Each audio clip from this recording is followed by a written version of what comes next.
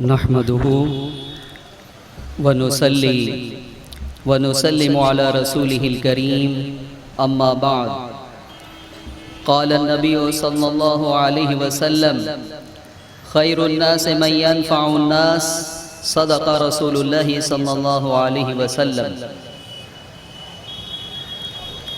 अज़ीज़ान गिरामी, भिवंडी के परेशान हाल लोगों, हुसूल इंसाफ, हुसूल आदल, हुसूल हुकूक के लिए एक नई जंग का आगाज़ करने वालों, मैं आपको मुबारकबाद देना चाहूँगा कि आज उलमा की दावत पर आपने लब्बैक कहा और यहाँ तशरीफ़ लाए। आज का ये एहतजाजी धरना तंजीम उलमाए अहले सुन्नत भिवंडी की जानिब से मुनक़िद किया गया है। और रही बात तादाद की, तो आपको मालूम होना चाहिए कि एक पोस्टर भी इस प्रोग्राम पर नहीं शाये किया गया। सिर्फ एक होर्डिंग लगाई है उलमा ने और ये देखने की कोशिश की है कि लोगों में कितना शऊर है और कितनी बेदारी है। वरना उलमा जब बाकायदा दावत देते हैं, पोस्टर छपता है, तो फिर हाल वो होता है जो आपने वीपी स्टेडियम में मुस्लिम प्रसल्ला कॉन्फ्रेंस में देखा है। इंशाअल्लाह जो मूवमेंट शुरू किया जा रहा है, जो तहरीक शुरू की जा रही है, तहरीक इस्लाह भिवंडी, ये उसका कोई पहला और आखिरी जलसा नहीं है। ये तो आज एक मीटिंग है जिसमें आपके सामने कुछ मसाइल रखे जाएंगे, आपसे मशवरा होगा और उसके बाद उलमा इस तहरीक में एक नई जान डालेंगे और ये मोमेंट इंसाफ के लिए, अदल के लिए, अपने हुकूक के लिए शुरू होगी। अज़ीज़ान मिल्लत इस्लामिया, आज का ये धरना क्यों रखा गया है? आप भिवंडी में रहते हैं? कहिए हाँ, हाथ उठाएं। क्या इस शहर में अच्छी सड़क आपका हक नहीं है? जोर से बोलिए। क्या इस शहर में अच्छी स्कूल आपका हक नहीं है? क्या इस शहर में अच्छा हॉस्पिटल आपका हक नहीं है? क्या इस शहर में साफ पीने का पानी आपका हक नहीं है? क्या इस शहर में साफ सफाई का निज़ाम जो सेहत की जमानत हुआ करता है आपका हक नहीं है? मेरे अजीजों और मेरे दोस्तों, बताओ, क्या ये सारे हुकूक जो आपके हैं आपसे छीन नहीं लिए गए हैं? अरे बोलिए, छीन नहीं लिए गए हैं? आज सबसे बड़ा इशू जो है वो सड़क का है। सड़क की हालत इस कदर खस्ता हो चुकी है कि अगर फिलिस्तीन और गज़ा का कोई शख्स यहाँ आ जाए तो वो ये गुमान करने लगे कि भिवंडी वालों, इसराइल ने यहाँ भी बमबारी तो नहीं कर दी है, तुम्हारे रोड इतने खराब क्यों हो गए हैं, तुम्हारी सड़कें इतनी खराब क्यों हो गई हैं, खंडर क्यों बन गई हैं, ये रोड कब्र का मंजर क्यों पेश कर रही हैं? आज सड़कों की जो हालत है, पूरी भिवंडी में एक सड़क भी सलामत नहीं है। आज गड्ढों का ये हाल है कि बच्चों के स्कूल के रिक्शा डोल रहे हैं। एम्बुलेंस इस तरह से लेके जाती है कर्ब के आलम में किसी मरीज को भिवंडी की इन सड़कों से कि अगर थोड़ी बहुत जान है तो वो भी इन सड़कों की बुनियाद पे एम्बुलेंस में चली जाएगी। ये एहतजाजी धरने का प्रोग्राम मैंने इसीलिए बनाया था कि आज से चंद रोज कबल, ज़्यादा से ज़्यादा 3 हफ्ते हुए होंगे, हम बम्बई के लिए निकले। आज बीबी मस्जिद तक हम जब पहुँचे थे तो पीछे से एक एम्बुलेंस आई सायरन बजाते हुए। वो एम्बुलेंस वाला बड़ी तेज़ी के साथ निकलना चाह रहा था लेकिन गड्ढे में इस तरह से डोल रही थी एम्बुलेंस कि मैंने अपने साथी से कहा कि इस एम्बुलेंस में जो मरीज होगा, तसव्वुर कर सकते हो उसकी हालत क्या होगी? कौन है इसका जिम्मेदार? आज इन्होंने बताया असलम भाई ने कि 12,000 रिक्शे हैं भिवंडी में। ये रिक्शे वालों की हालत क्या है? ये मजबूर हैं रिक्शा चलाने पर, इसलिए कि रोजी रोटी का जरिया रिक्शा है। लेकिन जिन सड़कों पे इन्हें दौड़ के और अपनी रिक्शा दौड़ा के रोजी हासिल करनी है, उन सड़कों का हाल ये है कि सारे रिक्शे वाले कमर दर्द के मरीज बन चुके हैं, उनकी हालत खराब हो गई है, वो बीमार हो चुके हैं। और आपका भी हाल क्या है?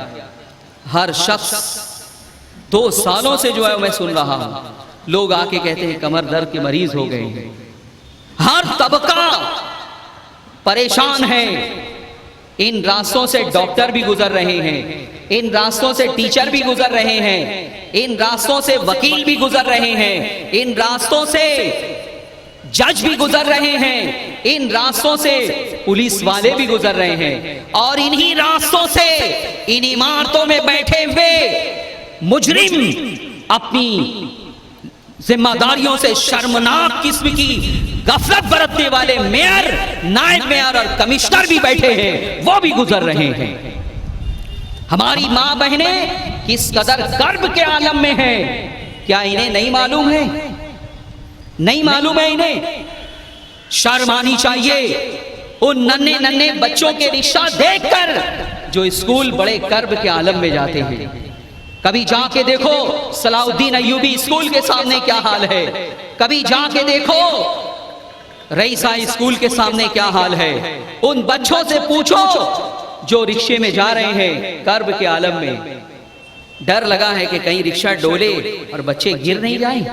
इतने बड़े बड़े गड्ढे हो गए हैं, रोड इस कदर तबाह और बर्बाद हो चुकी है कि अब पैदल चलना दुश्वार हो चुका है।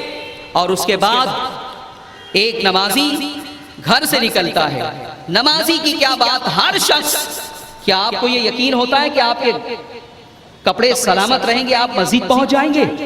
आपके कपड़े सलामत रहेंगे आप ऑफिस पहुंच जाएंगे? मेरे अजीजों, मेरे दोस्तों, नहीं। इन गड्ढों ने, इन सड़कों ने 21 लोगों की जान ले ली है। कितने लोगों की? भिवंडी और ग्रामीण में मिलाकर 21 लोगों की जान ली है सड़कों ने। 44 अफराद अब तक जख्मी हो चुके हैं। वो स्कूटर से, बाइक से गिरे हैं, किसी का हाथ टूटा है, किसी का पैर टूटा है, कोई बुरी तरह से जख्मी हुआ है। बताओ ये मरने वाले, ये जख्मी होने वाले, इसका जिम्मेदार कौन है? कौन है? इन इमारतों में बैठने वाले मुजरिम, इन इमारतों में बैठने वाले जिन्हें आपने जो है नुमाइंदा बना के भेजा है। अब याद रखना, तुम्हारा कोई मसला हल नहीं होगा। ये सड़कें नहीं बनाई जाएंगी, इसलिए नहीं बनाई जाएंगी कि नए नए व्यापारी आए हैं यहां, बहुत इन्वेस्टमेंट किया है उन्होंने, वो सूद के साथ पहले यहां वसूलेंगे, फिर तुम्हारे काम की बात की होगी। अभी तुम्हारा कोई काम नहीं होगा। आप गौर करें, इस इलेक्शन के बाद कुछ नए लोग आए हैं, तब्दीली हुई है, वरना वही लोग फिर आ गए हैं चुन के, वही चेहरे फिर आ गए चुन के, जो 20-20 सालों से यहां बैठ के कौम का खजाना लूट रहे हैं। कौम के लिए उन्होंने कुछ नहीं किया है। अगर किया होता तो आज सड़कों की यह हालत नहीं होती जो है। इसलिए इन्हें अपने जुर्म का एतराफ करना होगा कि ये मुजरिम है। परसों बुध के रोज एक तालिबे इल्म का, एक स्टूडेंट का की मौत हुई है। आप जानते हैं कल्याण रोड के आगे कॉरपोरेशन का एक एटीएम है, उस बैंक के सामने इतने बड़े बड़े गड्ढे हैं कि 2 तालिबे इल्म, 2 स्टूडेंट स्कूटर लेकर वहां से गुजर रहे थे। ये पुलिस वाले जो है उनके कैमरामैन हैं, अमर नाम है उनका, अमर जामकर। उनका बेटा था धीरज जामकर, वो अपने एक साथी के साथ स्कूटर लेके गुजर रहा था। वो गड्ढे में गिरा है और पीछे से एक जो है वो तेज रफ्तार ट्रक ने उसे कुचल दिया। धीरज की उसी वक्त मौत हो गई। कौन है इसका जिम्मेदार? मैं मेयर से पूछना चाहता हूं, नायब मेयर से पूछना चाहता हूं, कमिश्नर से पूछना चाहता हूं कि बुध के दिन धीरज की जो मौत गड्ढे की वजह से हुई है, बताओ हम किसके खिलाफ एफआईआर करें और कहां जाएं तुम्हारे खिलाफ शिकायत करने के लिए? कौन है जिम्मेदार? इसके जिम्मेदार तुम हो, इसके जिम्मेदार मुजरिम तुम हो। और मैं ये कहता हूं कि इसके खिलाफ एफआईआर इनके खिलाफ होनी चाहिए। इस बारे में क्या ख्याल है आपका? इनके खिलाफ होना चाहिए। और आज इसी बुनियाद पर हमारा मुतालबा है कि आप 10 लाख रुपया मुआवजा दीजिए अमर जामकर को, धीरज के बाप को 10 लाख रुपया आप इसकी हिमायत करते हैं। और सुनो, इससे पहले भी अमवात हुई है, वो रिकॉर्ड पर नहीं आई। अब तुम नजर रखना, अगर कोई कहीं गिरे, जख्मी हो या किसी की गड्ढे की वजह से मौत हो तो उलमाए किराम का दफ्तर है सुलेमान बिल्डिंग में, आप वहां जरूर आए हमें बताने के लिए कि कौन गिर के जख्मी हुआ है गड्ढे में और कौन गिर के मौत का शिकार हुआ है। क्या ये जिम्मेदारी निभाने के लिए आप तैयार हैं? क्यों नहीं बनाए गए? मैंने मेयर से बात की थी, उन्होंने कहा कि अभी दिवाली तक जो है वो बन जाएगा। मैंने कहा अच्छा, दिवाली तक इन्हीं गड्ढों में गुजरना है हमको? तो उन्होंने कहा अभी थोड़ा सब्र तो करना पड़ेगा। क्यों सब्र की बात की जा रही है? कॉरपोरेशन की जिम्मेदारी होती है कि बारिश से पहले बारिश के चैलेंजेस का मुकाबला करने के लिए वो मंसूबाबंदी करे।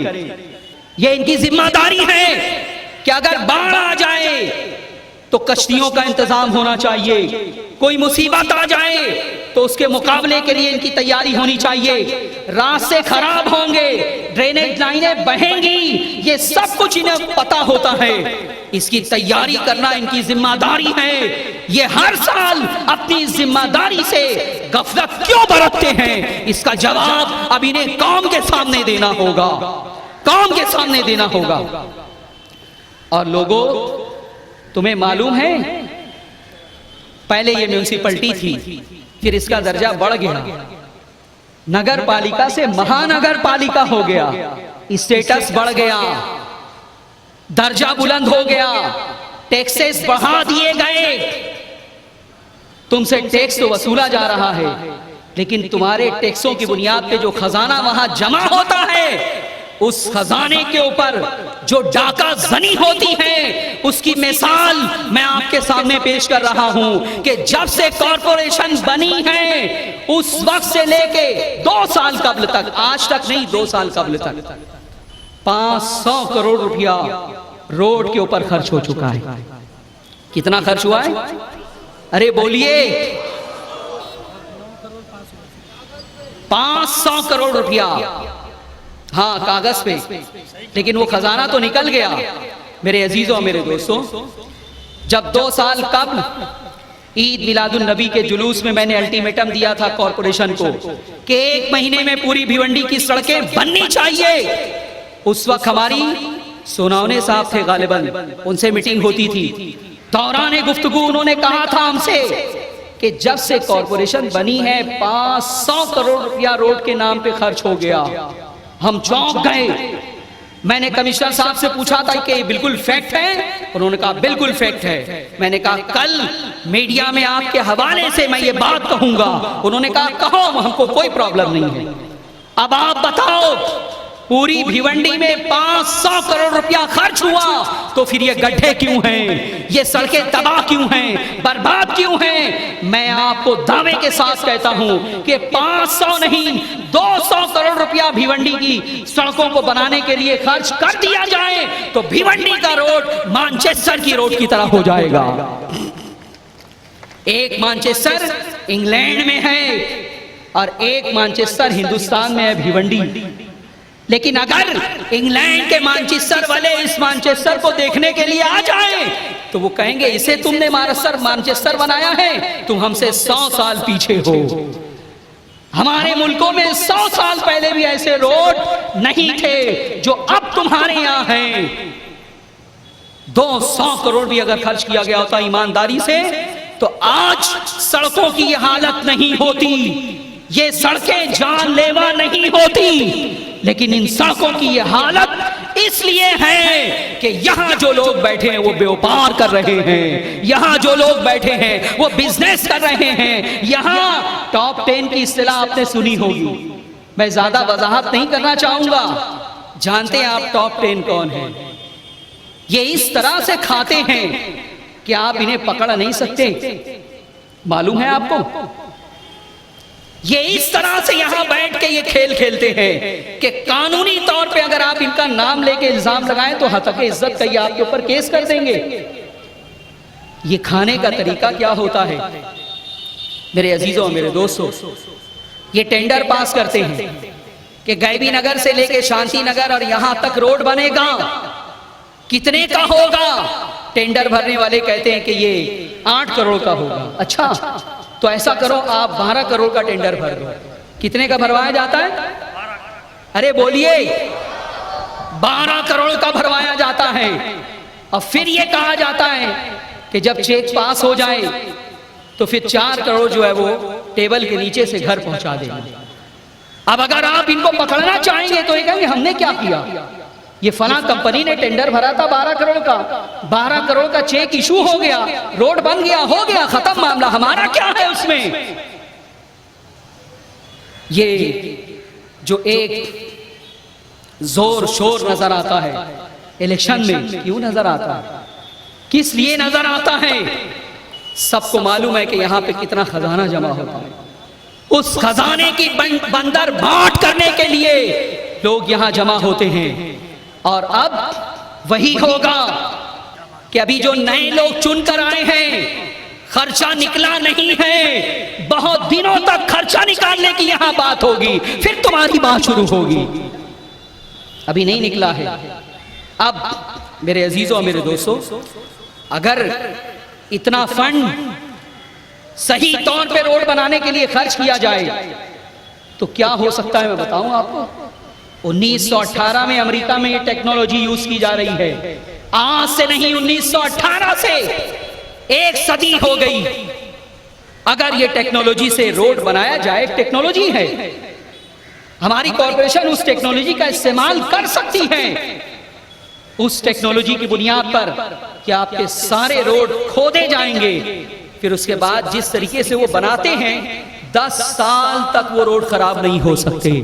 कितने सालों तक?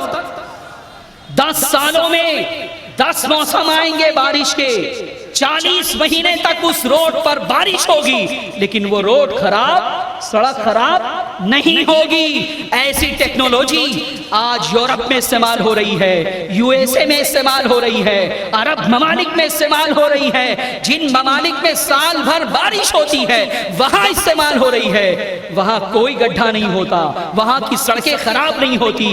एक गड्ढा हो जाए तो उसे इंसानियत के खिलाफ समझा जाता है। यहां हाल ये है कि पूरा शहर खंडर बन गया है, लेकिन इंसानियत से ये लोग इस कदर आरी हैं कि इन्हें कुछ पता ही नहीं है कि लोग कितने कर्ब में हैं।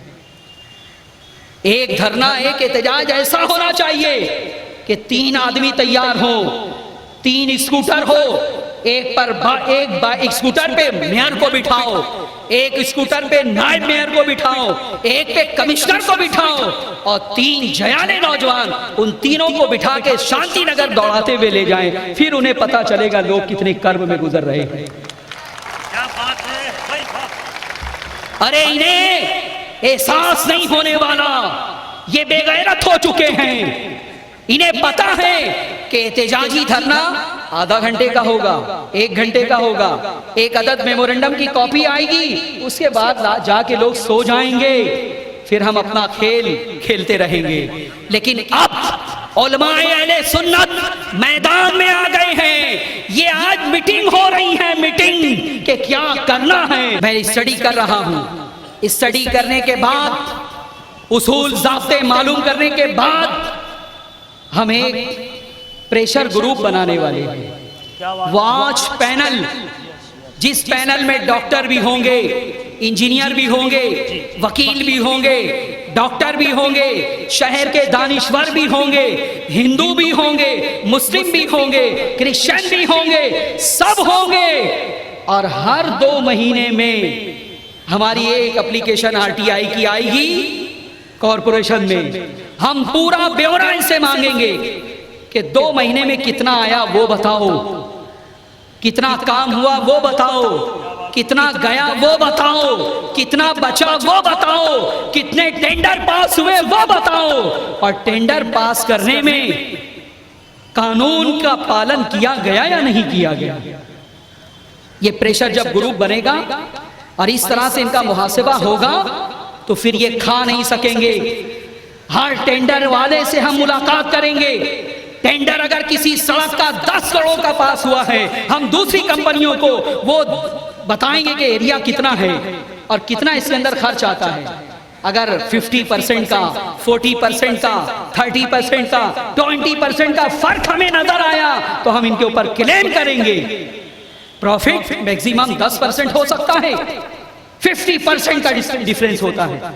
10 करोड़ का खर्चा है तो 20 करोड़ का टेंडर भरवाया जाता है, 20 करोड़ का चेक पास करके दे दिया जाता है, उसके बाद 10 करोड़ इनको मिल जाता है। आप कानूनन इनको नहीं पकड़ सकते, इसलिए अब इनको पकड़ने के लिए जो तरीका है वो प्रेशर ग्रुप का है। बताओ भिवंडी वालों, तुम इससे मुत्तफिक हो? ये बनना चाहिए या नहीं?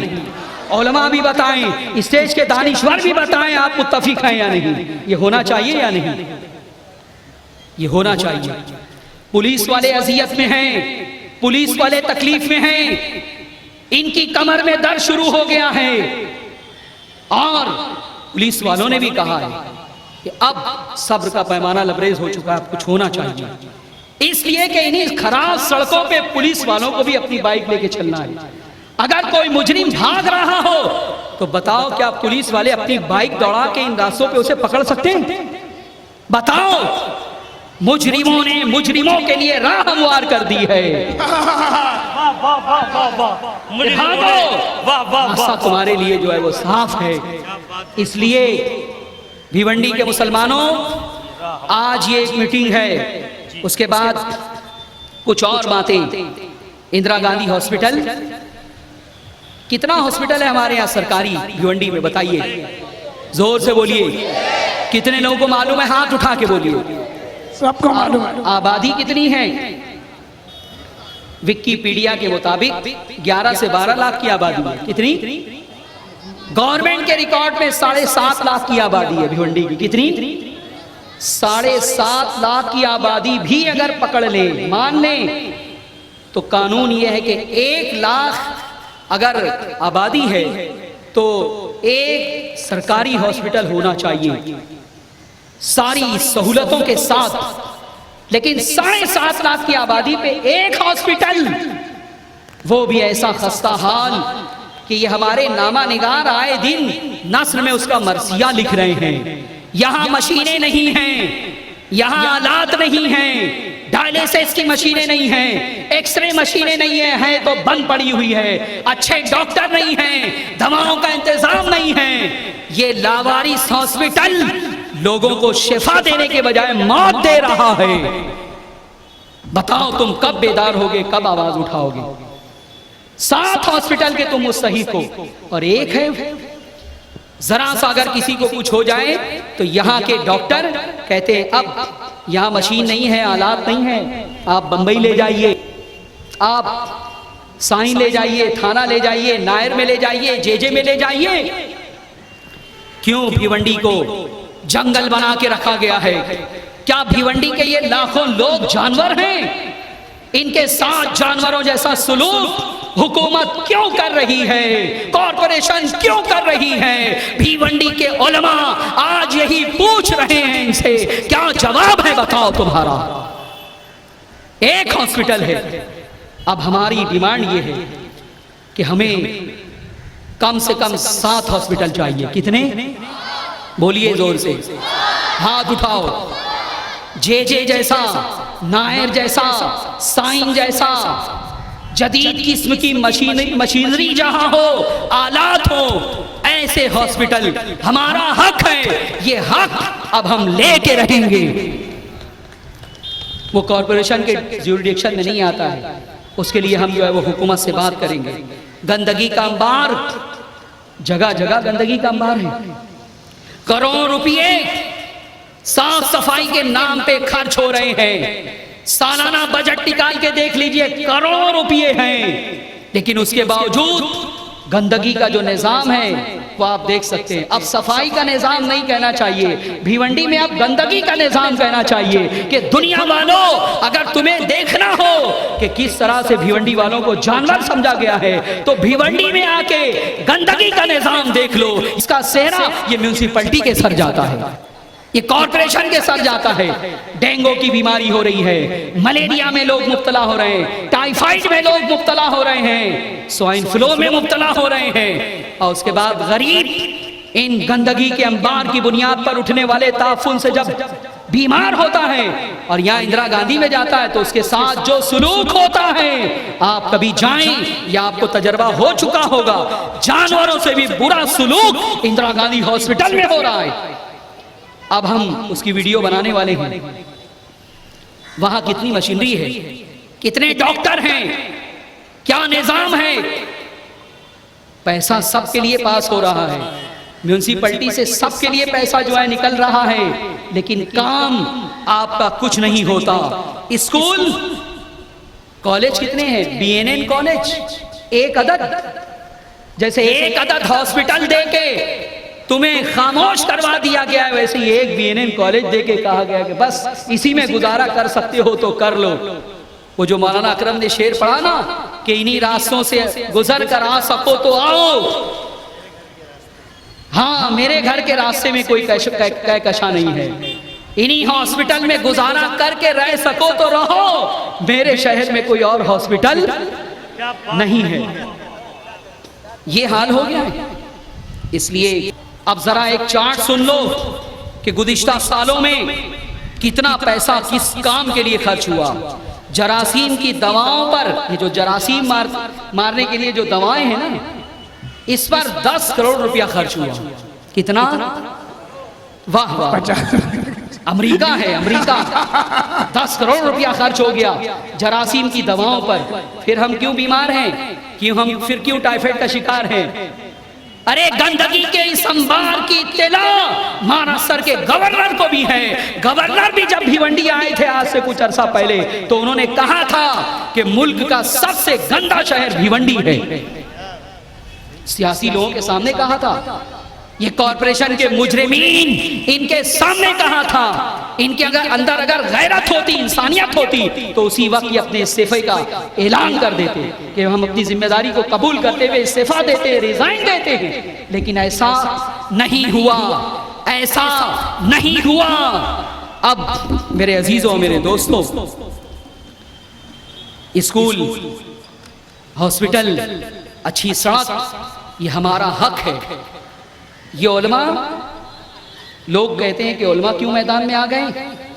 जब मसाइल की इंतहा हो जाए, जब मसाइल की इंतहा हो जाए, जब कौम मायूस हो जाए, जब कौम ये समझने लगे कि अब कुछ नहीं होगा, फिर उलमा उठते हैं। और फिर वो होता है जो आपने आज़ादी के वक्त देखा है कि आज़ादी में जब हर तरफ मायूसियों का सन्नाटा छाया हुआ था, अल्लामा फजल खैराबादी ने जिहाद का फतवा दिया, मैदान में आए और अपनी पुरजोश तकरीर से लोगों के अंदर जो है वो जिहाद का जज्बा भर दिया। उसके बाद ऐसा मोमेंट चला है मुल्क में कि अंग्रेजों को हमारे हवाले करके भागना पड़ा। और नारे तकबीर, नारे रिसालत, हिंदुस्तान।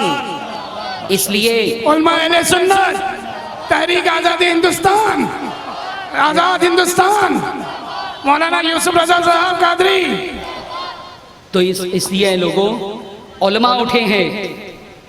अब मशवरा, सबसे पहला आज हमारी जो डिमांड है वो ये है कि परसों मैंने जो जिक्र किया धीरज जामकर, जो तालिबे इल्म परसों फौत हुआ है गड्ढे में गिर के, उसे कॉरपोरेशन 10 लाख का मुआवजा दे। आप इससे मुत्तफिक हैं? हैं सब लोग मुत्तफिक। और भी जो अमवात हुई हैं, वो तंजीम उलमा अहले सुन्नत की ऑफिस में आए लोग, सुलेमान बिल्डिंग में आए, बताएं जितने लोग गड्ढे की वजह से फौत हुए हैं उनके घर वालों को मुआवजा दे 10 लाख रुपया। आप मुत्तफिक हैं इससे? जी जी जी। उसके बाद प्रेशर ग्रुप यानी वॉच पैनल, जिसमें डॉक्टर होंगे, टीचर होंगे, इंजीनियर होंगे, दानिश्वर होंगे, उलमा की क़यादत में वो काम करेंगे और हर 2 महीने पर आरटीआई के जरिए से हम सारा जो है कच्चा चिट्ठा इनका निकालते रहेंगे। ये वॉच पैनल बनना चाहिए या नहीं? आप इससे मुत्तफिक हैं? हाथ उठाओ, आप साथ देंगे?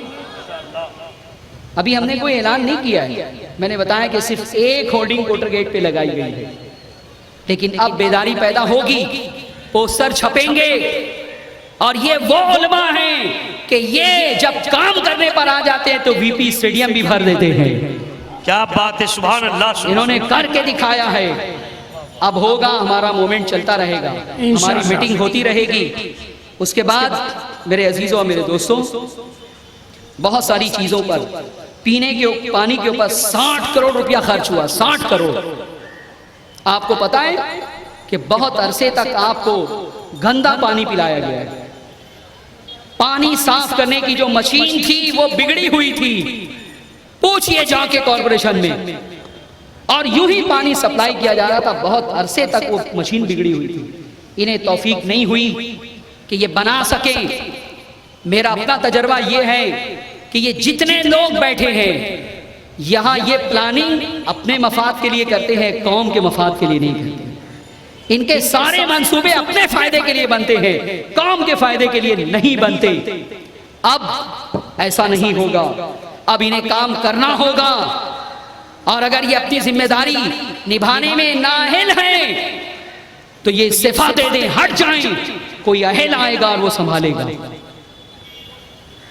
इस्तीफा दे देना चाहिए इन्हें।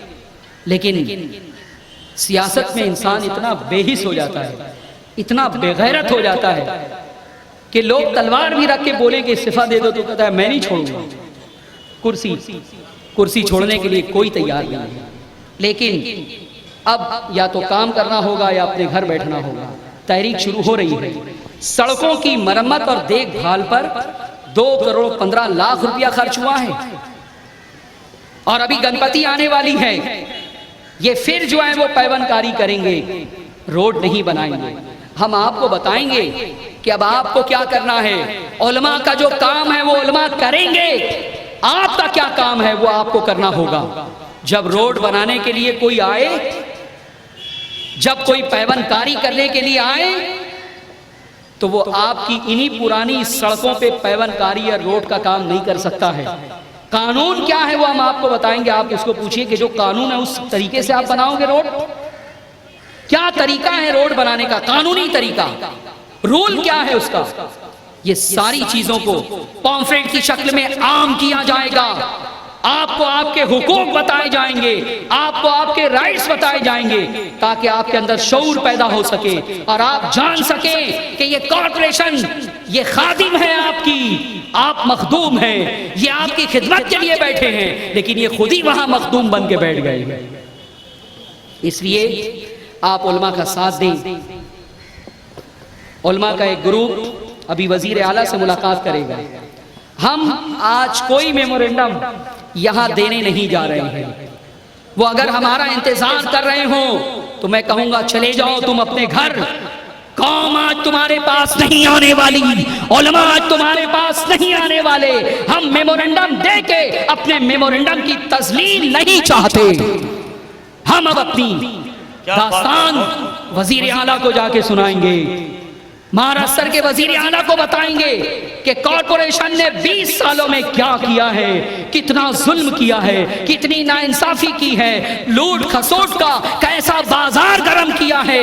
ये दास्तान उलमा का एक डेलीगेशन जाएगा और वजीर आला को सुनाएगा। आप इसकी तायीद करते हैं? इसलिए भिवंडी वालों थोड़ा और सब्र करो, अब काम होगा। डॉक्टरों तुम भी सब्र करो, मरीजों तुम भी सब्र करो, वकीलों तुम भी सब्र करो, इंजीनियरों तुम भी सब्र करो, हमारी कोर्ट में बैठने वाले मोहतरम जजों तुम भी सब्र करो। अब आने वाले दिनों में ये सड़कें बनेगी और सड़क की करबाकियों से तुम्हें नजात मिलेगी। इंशाअल्लाह इंशाअल्लाह। वमा अलैना इल्लल बलाग।